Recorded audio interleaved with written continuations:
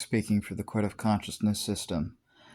We are interested in the idea of altered states of consciousness because we believe, as an autistic and dissociative identity disorder system, our natural state of day to day being compared to non disabled and neurotypical people would actually be an altered state of consciousness from those around us or from those people. And we're deeply interested in the idea of controlling altered states of consciousness, and how that could be used to benefit ourselves. And when we were earlier in our spiritual journey, we unfortunately fell for a lot of what we now consider to be overly simplistic, dangerous traps. But at that time, we saw it differently. One of what we see as actually a cult and a trap is, or in some forms of it anyway, is this idea of reality shifting, where there are people who believe that if they will it strong enough, they can go to other universes and replace the version of them in that universe and live out fantasy adventures. We don't agree with that anymore because we think that's actually a form. Well, we think it's very dangerous and that it leads to spiritual psychosis, and that for us, with someone with a dissociative disorder and with autism, falling into that was very damaging to our health. But the experience, what people were claiming the experience is like, we have had that.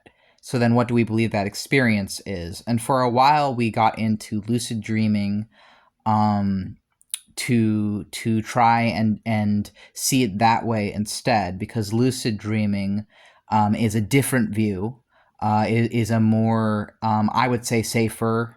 Although, well, no, I'm not going to say safer because I don't know if it's actually safer, but it's a different lens. And lucid dreaming is when you are aware that you are dreaming and you can control the dream, or you learn to control the dream, and you through critical thinking train yourself over time to um, enter lucidity while dreaming, and then you can go on adventures and fantasies and do whatever you want in your dreams. We have had a few lucid dreams after getting into lucid dreaming. However, for us, it seemed like doing all the things we could do when we were getting lucid dreams felt for us really random. And we know it probably wasn't random, but it seemed like no matter how hard we were trying, we would get them just sort of at random times. And I think part of that is, if you want to trigger them, that looks different probably than just going to sleep hoping you happen to get one, because that's the equivalent, I've heard a teacher say, of waiting at a bus stop, and there might be a bus, there might not be, and you never know when you're going to get a lucid dream. So if you're just sort of banking on it randomly, then it will just be random. But that's frustrating when you're trying to like control it and different things.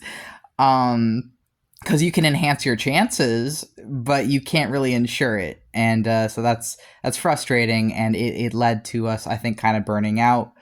And we're still interested in it, but we're more interested, I think, in like now learning about it, and seem to not have as much energy to put towards it. And so then the third thing we were thinking, well, okay, we're still doing something and we've had some successful experiences here. What are these experiences we're having? Some of them we do think were lucid dreams. We, after learning about lucid dreaming, learning what it is, we've recognized we've had a few lucid dreams.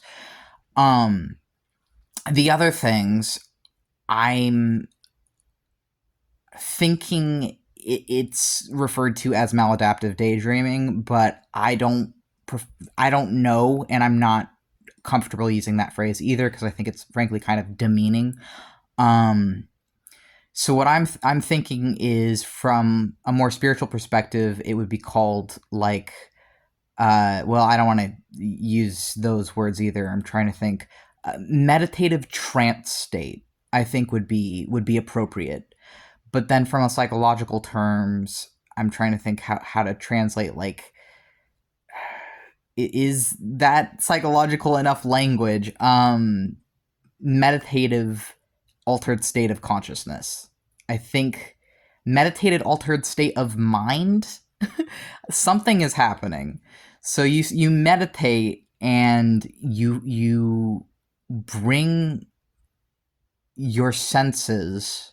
So first you like ground yourself in whatever, in your body, in your environment, wherever you are. You relax your body down as much as you can, and then you sort of dissociate yourself or enter a hypnagogic state, which, or a sort of trance-like state, which I think it would be comparable to like when you start seeing lights before you fall asleep.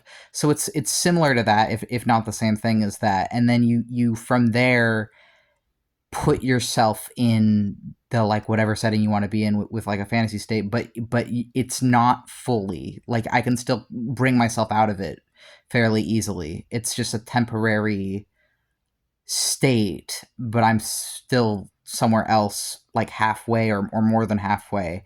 I'm not sure if this is going to make sense, but I'm trying to say that, like, it's frustrating when I know I'm doing something, but I lack the language to describe it. And I also feel like I'm not lucid dreaming, but I'm not doing these other things either. And I don't want to be using language like reality shifting or astral projection, because I think that is misleading and dangerous language and dangerous ideas that, frankly, I don't, at this point in my craft, I don't want to be using those terms. Even though I am spiritual, I am a witch, I'm trying to use safer language, but I also don't know what the appropriate language is, because I really don't feel like it's always lucid dreaming, although I have had some lucid dreams. It's more like a meditative altered state of consciousness in which I'm able to imagine things and go to other places and then pull myself back out of it and be back here, but while I'm there, I'm less here. Or more, my minds are there and focusing there. And having DID, part of this is of course tied to our what do they call it, headspace. Yes, absolutely, would be connected to our dissociative disorder, but it's also I'm just trying to find the right way of putting this. And if anyone else knows things about like altered state of consciousness and like how to enter trance states and how to go to these places inside of ourself, which is how I prefer to see it, I'd love to learn more about your approach to that.